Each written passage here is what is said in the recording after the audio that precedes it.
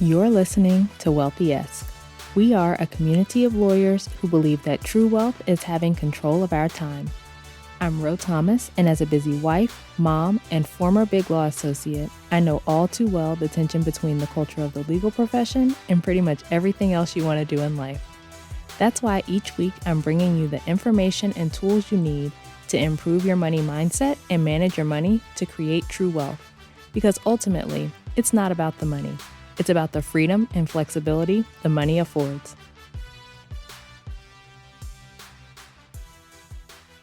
Hey friend, welcome back to the show. I hope you're doing well and having an amazing day so far. Today, we are talking about what to do when you want to get your finances in order, but you manage your finances with a spouse or a partner and they are not interested. This is a question that I got recently at a speaking engagement that I had, and I thought that it would be applicable to a wider audience. So here we are. So this person said that they have been wanting to get their finances in order, but their partner is just not interested. They are fine with the way things are. And this person was asking how to get their partner on board, like what should they do? And this same thing happened with my husband. So we got married my first year out of law school and his last year of med school. So I was working and he was in his last year of school. And I had learned a little about personal finance at this point from my experience in college, where I used to spend until my account literally got down to $1 before payday. And I would have to wait and not do anything until I got paid again. And so I had started learning about money and I was telling him oh, we should do this, we should do that, we should, get out of debt, all these things that I was learning about, but he wasn't interested. The majority of our debt was student loans. And for him, that was fine. He was basically everybody has student loans. We've been in school all this time. I want to enjoy the fruits of our labor. And the way that I approached it was all wrong. I did exactly what I now tell people not to do and what I told this person at the speaking engagement not to do. I was very much this is what we should do. We need to cut back. We need to pay off our debt. If we do this, that, and the third, then we can be done. This article says this, that article says that. Just telling him all these things that I was reading about, and he did not care. And I didn't have a strong reason for why I wanted to do it at that time. And it was just, I was learning that these things were good to do with your money, but it wasn't a huge issue because we were managing fine. We weren't running out of money. We were able to pay our credit card off every month. We were able to do the things we wanted to do. There wasn't any stress around our finances or anything like that. And so when he wasn't interested, I didn't push it because things were fine. But I think when you are not thinking about the long-term impacts of managing your finances, then you end up in a situation where it's a lot of fun in the short term, but then you get to a point later where you want to make a change in your life or you want to do something different. You want to be able to have more options, and those things aren't available to you because of your financial situation. And that's exactly what happened with us. When our first son was born, I wanted to drop down to part-time at work to give myself a little breathing room and not have to bill so many hours and have more time to spend with him. But we couldn't afford to take a pay cut like that. And at that point, I was able to put into words the why behind all the things I had been telling my husband we should do, like managing our money better, getting out of debt, saving. All of that was important because if we didn't have all this debt, if we had more in savings, if we had our finances in order, then we would have been able to do that part-time program. This was the point that I started approaching that conversation more productively, and the way that I now teach my clients and what I told the attendee at the speaking engagement. So my husband and I started talking about what we wanted in life and just dreaming about how we wanted our lives to look. And I was telling him about how I wanted to be able to go to our kids' events once they got older and not have work hanging over my head and not have to worry about catching up on hours and all of that kind of stuff. And we both wanted to be able to do what we wanted to do for our family without having to worry about work or about money and all of that. And we both had these ideas of how we wanted to be as parents, but we had never thought about how to make them a reality.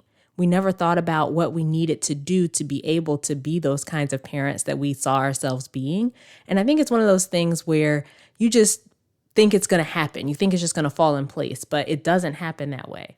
And so having that conversation about what we wanted for our family and the life that we envisioned for ourselves and being able to travel more and make different decisions, all of that resonated with him much more than what some article or expert said we should do.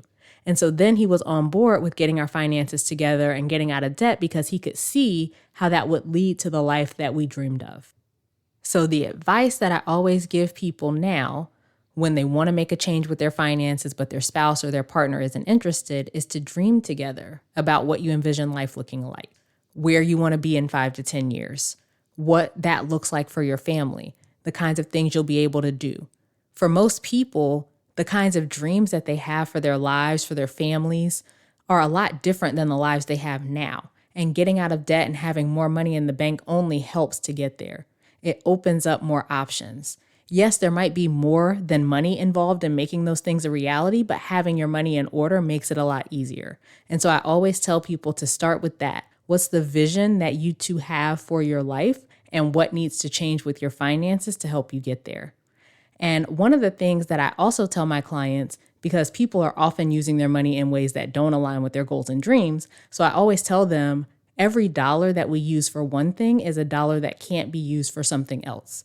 So when you're talking about a goal like getting out of debt, like saving, like being able to work less or work a job that pays less but is more fulfilling, or being able to retire early or travel the world, or whatever the dream is for you and your partner, every dollar that you spend on something that's not that dream is a dollar that can't be going toward getting you to your dream. And that's not to say that every dollar has to go to the dream, but I want you to make sure you're being intentional and keeping your dream in mind as you're spending. So that might mean being willing to put things off, or maybe do things on a smaller scale than you like in the short term to be able to get to that long-term dream. So an example of that in my own life is our vacations. While we were working on getting out of debt, we still took at least one vacation, and usually 2, every single year. But we went to smaller, more local places that we could drive to. So I live in Atlanta, and we went to Nashville, or we went to New Orleans. I don't recommend driving to New Orleans. It was a really long drive, especially with young kids, but that was a trade-off that we made that cut down on the cost of our vacations. So we still went on vacation, but we did it on a smaller scale. That way we had more money available for our goals. And now, since we've paid everything off, we took the boys to LA and to Orlando to go to Disney. And we've been to Puerto Rico, and we've been to the Virgin Islands. And now the boys have their passports, so we plan to do some international trips too. But all that to say, when you want to get your partner on board with managing your money better, don't go telling them, Rose said we should do this, or this article said that, or I read this book, or whatever else. They don't care. They don't want to hear that. They don't know me. They don't know who wrote the book or the article or whatever else. But when you dream together about the life that you could have and the things that they want and that kind of stuff, then we can back into the money conversation about how we can get there when we get our finances in order. So that is it for this week's episode. I hope it's helpful for you. Please share this episode with a friend who's trying to get their partner on board with their finances, because sharing is one of the best ways to support this podcast. It helps us to grow, and I greatly appreciate it. As we close out, friend, I pray that you take the information you learn here, apply it in your life, and open up to the realization that wealth is available to you. As you do that consistently, week after week, you'll continue to take steps to regain control of your time, build wealth, and live the life of freedom and choice you deserve. Talk to you later.